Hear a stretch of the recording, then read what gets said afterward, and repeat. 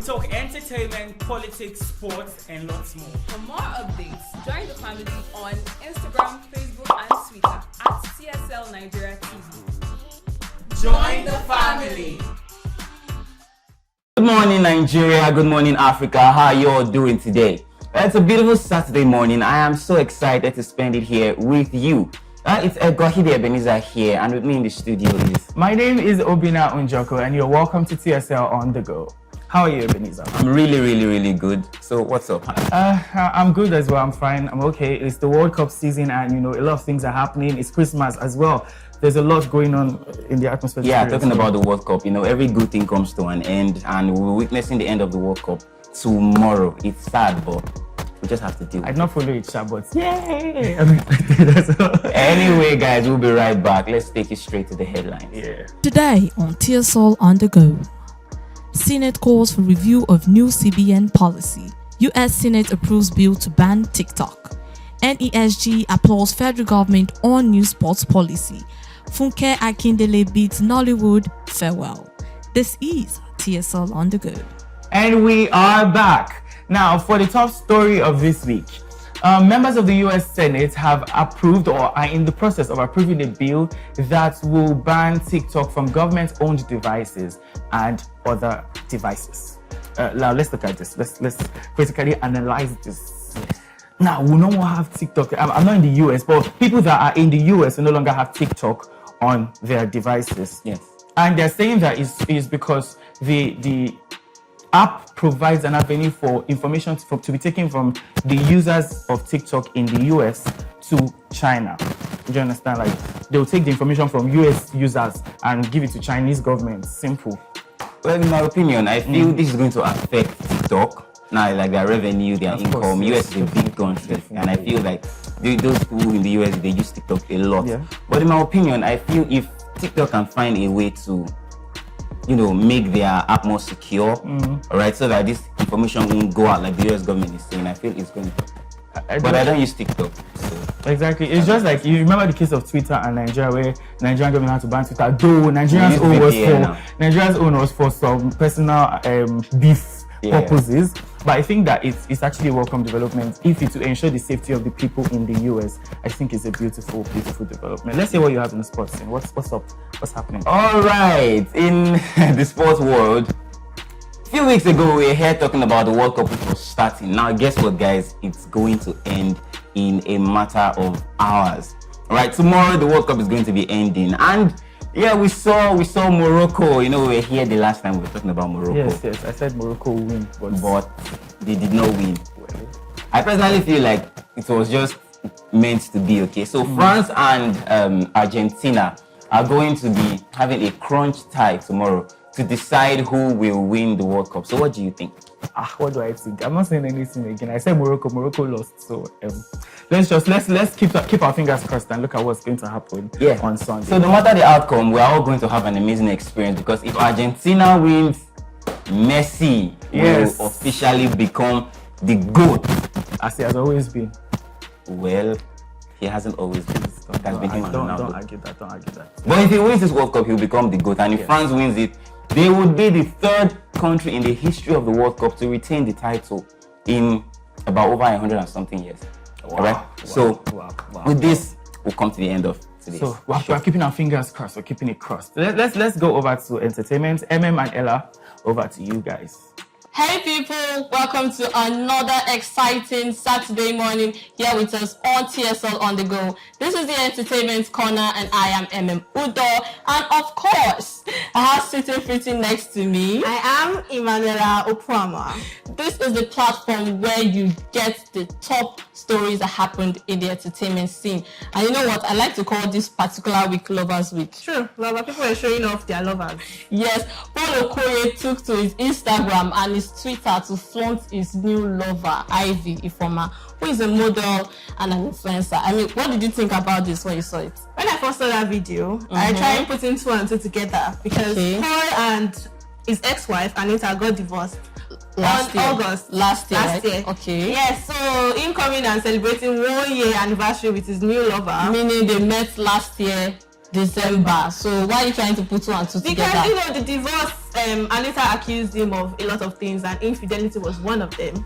And it's me now thinking maybe that was true. You know what? You sound like, in fact, every Twitter and Instagram user out there. But it's just the truth. The same opinion they have, and I don't seem to get it. Yeah, I mean, you're the clearly, man. I can never. But clearly, they stopped. Okay, they had the divorce in August, and then they started dating in December. It's as clear as that. I just feel he's overdoing it. That's just like every blog comment section is there. Now he's saying that it's not about the backside. He likes them slim. Nobody asks. Oh yeah, I guess it's preference. I'm now not against your preference, but nobody this, asks. no, this conversation cannot end. After this show, we are going to dig deep into it. I think somebody lost the. I said this last week, right? So Yeah. Stefflon Don too has come out to say she has a new boyfriend now. I think she posted a video on Instagram. Yeah, showing off the roses, the flowers, that her new man got her. But there was no face, so it's more like no face, no kiss, because there was nobody was there. But I'm still thinking, Burna Boy's from Glass Laugh. Nobody was Okay, so this is coming shocking. It's a bit shocking, but I think it was actually expected.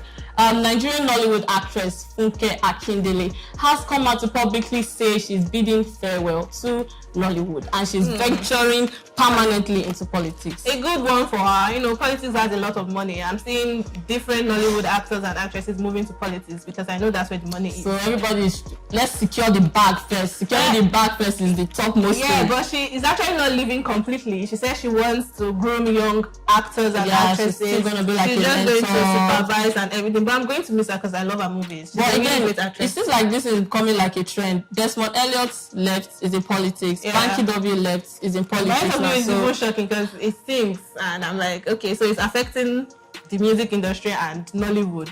But either way, last movie came out yesterday. Yeah, Battle of the Booker Street. Street. So go and see it. Go check it out. This is going to be our last movie, so just enjoy Funke Akindele now. Well, everybody, do what makes you happy. Anything that pushes you, just do it. No need to care about what anybody has to say. Yeah. So we have these top stories and more in the news in details. Stay with us. The Nigerian Senate has called for a review of the cash withdrawal limit policy of Central Bank of Nigeria barely 25 days to the January 9th takeoff. The call followed the concern in some quarters over the withdrawal limits of 100,000 naira per week for individuals and 500,000 naira per week for corporate bodies. The Senate has therefore asked for an upward review of the policy. The Economic and Financial Crimes Commission (EFCC) has secured the forfeiture of 120 million naira to the Federal Bureau of Investigation (FBI). This is after Justice Ifeanyi Adeleke of Edo State High Court, Benin City, ordered the forfeiture of the sum of 120 million naira found in the commercial bank account of a convicted fraudster Ogenemine Agbroku. EFCC spokesperson Wilson Uwujare said Agbroku was among 5 internet fraudsters convicted and sentenced to 5 years imprisonment for fraud by Justice Ikwomogba. The federal government has acknowledged the failure of one of its policies, whistleblowing, to yield results, saying it has lost its momentum. To give a fresh life to the policy, the Minister of Finance, Budget and National Planning, Zainab Ahmed, however, disclosed earlier this week that the federal government has approved a draft bill to strengthen the fight against corruption and to also enable protection for whistleblowers that provide information for use by the government. Recall that the whistleblowing policy was launched in Nigeria on December 21st, 2016, to encourage people to voluntarily disclose information about fraud and other forms of corruption or theft. Members of the US Senate have unanimously voted to approve the bill, which will ban the TikTok app on all government-owned phones and other devices. The approval of this bill emphasizes authorities' concern that the app's China-based parent company, ByteDance, could share information gathered from US users with the Chinese government. Recall that FBI Director Chris Wray had earlier warned lawmakers that the Chinese government could use TikTok to launch influence operations or to technically compromise millions of devices. Nigerian Economic Summit Group (NESG) has applauded the federal government for approving the new national sports industry policy for development of the sports sector. Recall that the Federal Executive Council on November 2nd, 2022 approved the policy. The approval is the culmination of years of positive engagement between the private sector, led by the NESG, and the public sector, led by the federal government and the Ministry of Youth and Sports Development. The policy was set up to ensure that the transformation of sports from recreation to business. The 44-year-old actress who became Nollywood sensation for her role in Jennifer's Diary, which earned her the nickname Jennifer, disclosed her plans to step away from Nollywood to focus on her political career as she hints at Battle on Booker Street is her last movie. The actress, who is running to become the next deputy governor of Lagos State, claimed that she will still be present in the background to guide and monitor upcoming actors and actresses.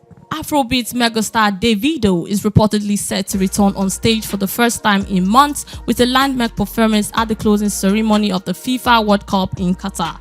The closing ceremony is set to take place on Sunday, 18 December 2022, and according to the reports, Davido will be performing the Qatar World Cup anthem alongside Trinidad singer Cardona and Qatar singer Aisha.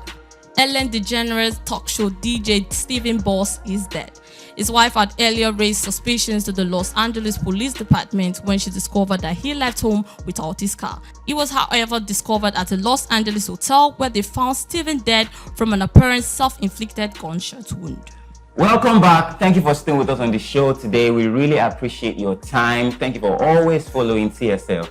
Thank you so much. We really appreciate it. And don't forget to always drop a comment down there in the comment section. And don't forget also to subscribe and follow us on all our socials at TSL Nigeria TV. Really appreciate you guys. It's been a long year coming and you have always been with us.